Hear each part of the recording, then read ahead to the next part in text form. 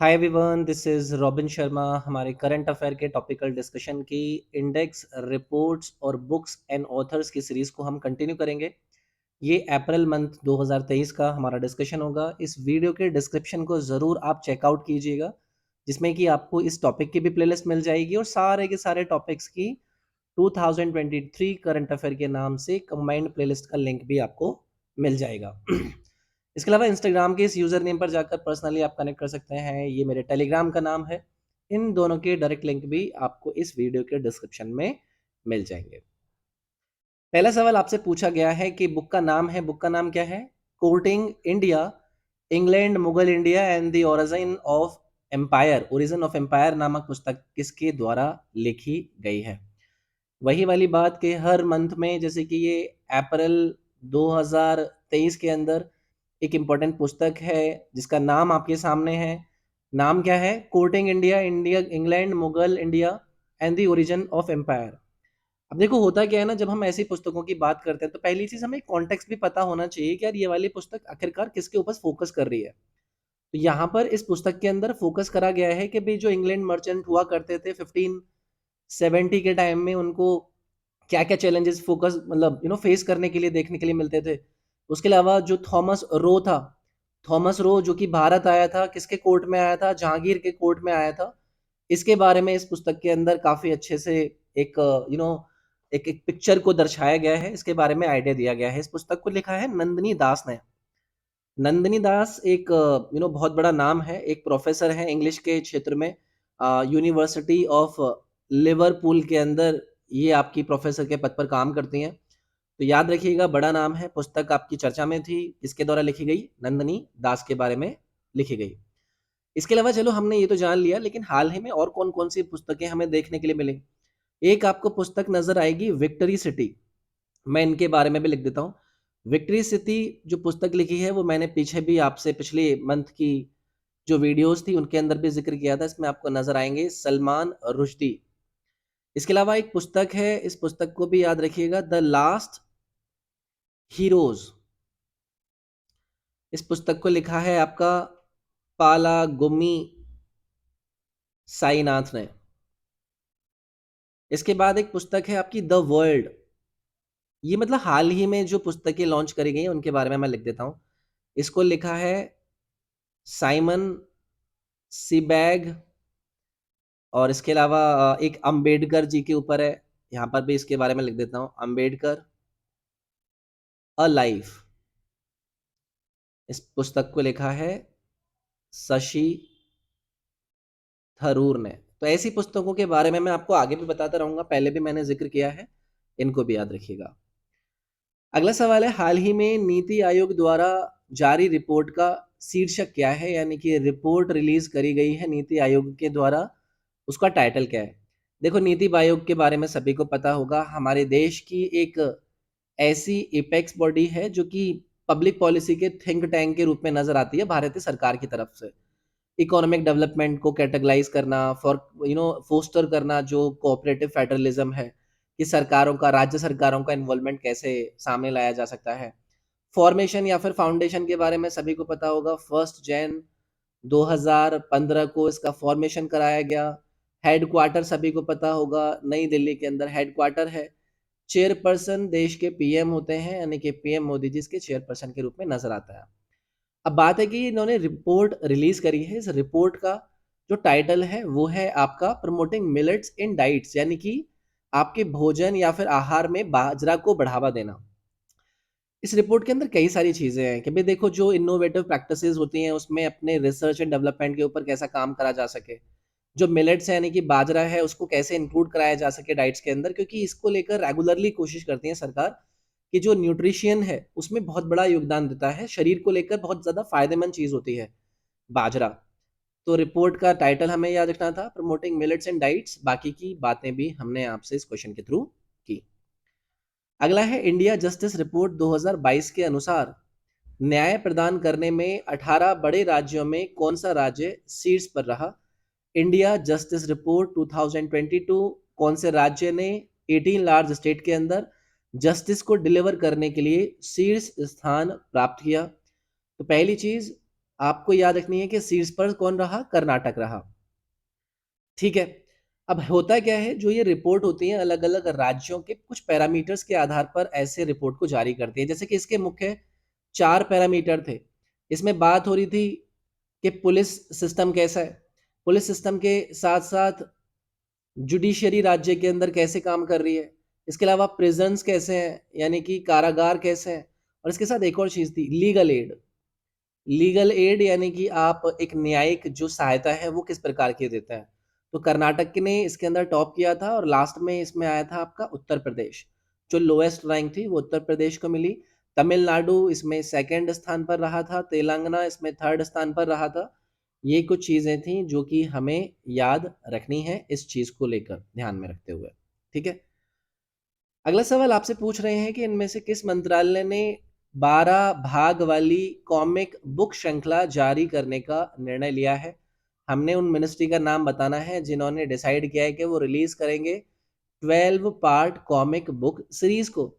तो देखो, प्रधानमंत्री जी की मन की बात प्रोग्राम में जो भी अलग अलग लोगों को फीचर्ड किया गया उनको इसके अंदर इंक्लूड करते हुए 12 पार्ट कॉमिक बुक की सीरीज को रिलीज करेगा कल्चर मिनिस्ट्री, यानी कि आपका सांस्कृतिक मंत्रालय। तो मेरे ख्याल से इतना ही आपके लिए इस सवाल के अंदर बनेगा। कल्चरल मिनिस्ट्री इसको रिलीज करने पर जोर देगा। अगला सवाल आपसे पूछ रहे हैं कि ब्यूरो ऑफ इमिग्रेशन द्वारा जारी रिपोर्ट के अनुसार भारत को 2021 की समान अवधि के दौरान 1.52 मिलियन की तुलना में 2022 के दौरान कितने विदेशी पर्यटक आगमन प्राप्त हुए।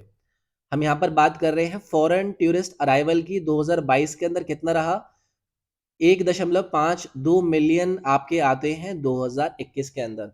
देखो यार, ये डेटा बहुत इंपॉर्टेंट होता है। जो हमारा मिनिस्ट्री ऑफ टूरिज्म होता है वो इसी चीज के ऊपर तो ध्यान देता है कि ज्यादा से ज्यादा टूरिस्ट का इन्फ्लूजन हम अपने देश के अंदर लेकर आए। ठीक है। अलग अलग जो स्कीम्स होती हैं वो लॉन्च करी जाती है। तो मिनिस्ट्री ऑफ टूरिज्म ने एक स्कीम लॉन्च करी थी, वो कौन सी थी, स्वदेश दर्शन की। ठीक है, स्वदेश दर्शन नामक स्कीम इन्होंने लॉन्च करी थी। ये नंबर एक्चुअली में बड़ा है और बढ़कर ये पहुंचा है 6.19 मिलियन टूरिस्ट विजिट करते हुए नजर आते हैं 2022 वाले आपके पीरियड के अंदर। तो ये चीज़ें याद रखनी है, अच्छे सवाल है। इसके अलावा देखो, एक और सवाल आपका बन सकता है। जैसे मिनिस्ट्री ऑफ टूरिज्म है, इसने क्या किया है ना, इसने एक अपनी 24/7 हेल्पलाइन जारी कर रखी है। उसके अंदर क्या है कि आप मल्टीलिंगुअल टूरिस्ट हेल्पलाइन इन्फो पा सकते हैं। अब उसके अंदर क्या है, इन्होंने कई सारी लैंग्वेज को इंक्लूड कर रखा है जिसमें कि 12 भाषाएं हैं। 12 लैंग्वेज के अंदर, अलग अलग विदेशी लैंग्वेज के अंदर ये हेल्पलाइन सपोर्ट प्रोवाइड करता है। German, French, Spanish, Italian, Portuguese, इस प्रकार की 12 भाषाएं आपको नजर आती हैं। तो ये भी याद रखिएगा, ये भी अच्छा सवाल है। आगे बढ़ते हैं। अगला सवाल आपसे पूछ रहे हैं कि अप्रैल 2023 में Swedish think tank Stockholm International Peace Research Institute ने रक्षा व्यय पर आधारित अपनी रिपोर्ट जारी की। रिपोर्ट के अनुसार भारत की रैंकिंग क्या है। स्वीडिश थिंक टैंक है, नाम है Stockholm International Peace Research Institute. अपनी रिपोर्ट इन्होंने जारी करी डिफेंस में एक्सपेंडिचर को लेकर। भारत की रैंकिंग आपको बतानी है, तो भारत इसके अंदर आता है 4th नंबर पे। यानी कि इस रिपोर्ट के अनुसार भारत विश्व में चौथा ऐसा देश है जो कि अपने डिफेंस सेक्टर पर अपने देश की जीडीपी का एक्सपेंड करता है। तो याद रखोगे। तो ये एक अच्छा सवाल था, और रैंकिंग को लेकर आपको पता है कि आपकी चीज़ें पूछी जाती रहती हैं। ये जो सिप्री है, सिप्री कई सारी एक्चुअली में रिपोर्ट जारी करता है। ये एक इंटरनेशनल पीस रिसर्च इंस्टीट्यूट के नाम से जाना जाता है। इसको लेकर याद रखिएगा कि इसका हेडक्वार्टर कहाँ पर है। तो ये आपको स्टॉकहोम में नज़र आता है, जो कि कहाँ पर है, स्वीडन में है। तो कल को ये भी पूछ सकता है। और इसकी फाउंडेशन अगर पूछ ली जाए तो 6 मई 1966 आपको याद रखना है। मुख्य उद्देश्य इनका यही रहता है कि ऐसी इंडेक्स को सामने लेकर जाया जा सके। और ऐसे इंडेक्स के जरिए क्या होता है ना, जो अलग अलग देश होते हैं वो थोड़े से अवेयर हो जाते हैं कि भाई हमारा नंबर क्या चल रहा है, और वो एक तरीके से एक इंटरनेशनल छवि तैयार करता है। अगला सवाल है कि भारत ने हाल ही में ग्लोबल यूनिकॉर्न इंडेक्स 2023 में भारत को तीसरा स्थान पर रखा गया। इसमें से कौन सा देश इंडेक्स में पहले स्थान पर रहा। मुझे ज़्यादा लगता नहीं है कि किसी को दिक्कत आएगी। तो ये हुरून करके आपका एक संस्था है, ग्लोबल यूनिकॉर्न इंडेक्स को इसके द्वारा जारी किया गया। इसके अंदर भारत की रैंकिंग कौन सी रही है, थर्ड रही है। और अगर आपसे पूछा जाएगा कि पहले नंबर पर कौन रहा है, तो यूएस इसमें पहले नंबर पर रहा है। अब हम बात कर रहे हैं यूनिकॉर्न इंडेक्स की। अब सभी को पता है कि इसके अंदर क्या-क्या चीज़ें होती हैं। इसमें बहुत सारी चीज़ें होती हैं कि जो देखो एक valuable non state control businesses होते हैं अक्रॉस द वर्ल्ड, उनकी इस लिस्ट के अंदर नंबरिंग करी जाती है कि क्या-क्या सीन है। इंडिया के 68 नए यूनिकॉर्न इसके अंदर इंक्रीज़ हुए, जिससे हमारे देश का जो प्रतिशत है वो काफ़ी ऊपर गया और इसमें हमें 3rd रैंक हासिल करी।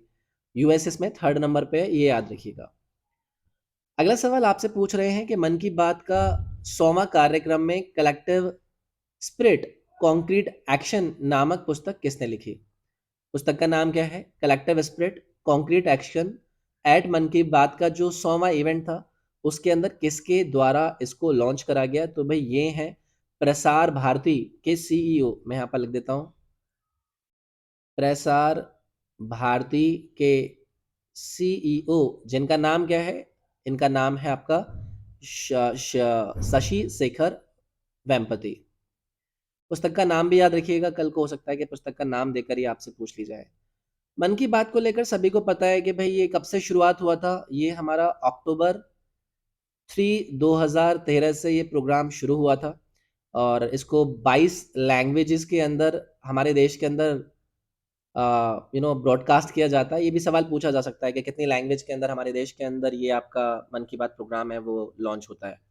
इसके अलावा 11 इंटरनेशनल लैंग्वेजेस के अंदर भी इसको आपका ब्रॉडकास्ट किया जाता है, तो अच्छी चीज़ है। ये भी सवाल आपका बन सकता है, ये भी याद रखिएगा। यही सवाल पूछ रहे हैं कि इनमें से किस मंत्री ने प्रतिबिंब पुस्तक का विमोचन किया? रिफ्लेक्शन नामक एक पुस्तक है, इन 4 विकल्प में से उस मिनिस्टर का नाम बताना है। तो आप सभी को पता है कि हमारी फाइनेंस मिनिस्टर, नाम क्या है उनका? निर्मला सीतारमन। इन्होंने क्या किया है? इन्होंने लॉन्च करी है पुस्तक, पुस्तक का नाम क्या है? रिफ्लेक्शंस। तो याद रखिएगा, अब आपसे पूछा जा सकता है कि ये जो पुस्तक है, इसके ऑथर का नाम बता दीजिए। तो इसके ऑथर हैं आपके एक बहुत बड़े बैंकर हैं, जिनका नाम क्या है? नारायणा वाघुल। इनके द्वारा मुंबई के अंदर इस पुस्तक का विमोचन किया गया है। पुस्तक के ऑथर कौन है वो भी याद रखिएगा, लॉन्च किसने किया है वो भी इम्पोर्टेंट है, वो भी याद रखिएगा। तो जो मिस्टर वगुल हैं, उनके अलग-अलग एरिया के अंदर के भारत के जो एक फाइनेंशियल लैंडस्केप रहा है, उनके कौन-कौन से एक्सपीरियंसेस रहे, उन्होंने किस-किस चीज़ों के अंदर चैलेंजेस को अच्छे से अपना फेस किया और अपने कॉन्ट्रिब्यूशंस दिए, याद रखना है। ये है आपका इस इंडेक्स रिपोर्ट बुक्स और ऑथर्स की अप्रैल मंथ की वीडियो का अंतिम सवाल। विश्व बैंक के रसद प्रदर्शन सूचकांक 2023 में भारत की रैंक क्या है? वर्ल्ड बैंक का लॉजिस्टिक परफॉर्मेंस इंडेक्स 2023 के अंदर भारत की रैंक क्या रही? इंपॉर्टेंट आपके लिए बहुत ज़्यादा रहता है। एक्चुअली में इससे पहले 2018 के अंदर रिपोर्ट आई थी जिसके अंदर भारत की रैंकिंग थी 44th। अब ये 2023 के अंदर इंडिया की रैंकिंग आई है, इसके अंदर 38th इम्प्रूवमेंट हुआ है। तो ये आप याद रखिएगा, ऐसा सवाल आपका रेगुलरली बनता है। वर्ल्ड बैंक के द्वारा जारी रिपोर्ट है तो और ज़्यादा इंपॉर्टेंट आपके लिए सवाल हो जाता है। तो अच्छा सवाल है, याद रखना है आपको। तो यार ये थी वीडियो पसंद आती है तो लाइक ज़रूर कीजिएगा, मोटिवेशन मिलता है, शेयर कर सकते हैं तो ज़रूर कीजिएगा। चैनल को सब्सक्राइब करके बेल आइकन वाला बटन प्रेस करके अपनी सभी ऑल वाले प्रेस को कर लीजिएगा ताकि सारे नोटिफिकेशंस आपको पहुंचते रहें। वीडियो का डिस्क्रिप्शन ज़रूर चेकआउट कीजिएगा, वहाँ पर जो भी आपके इंपॉर्टेंट कंबाइंड लिंक्स हैं, चाहे वो प्लेलिस्ट का हो, इस टॉपिक का हो या फिर मेरे इंस्टाग्राम यूज़र नेम का हो या फिर टेलीग्राम का हो, वो सारे लिंक ज़रूर एक बार चेकआउट कर लीजिएगा, बाकी की चीज़ें भी देख लीजिएगा। नेक्स्ट वीडियो में मिलूँगा, ख्याल रखिएगा अपना।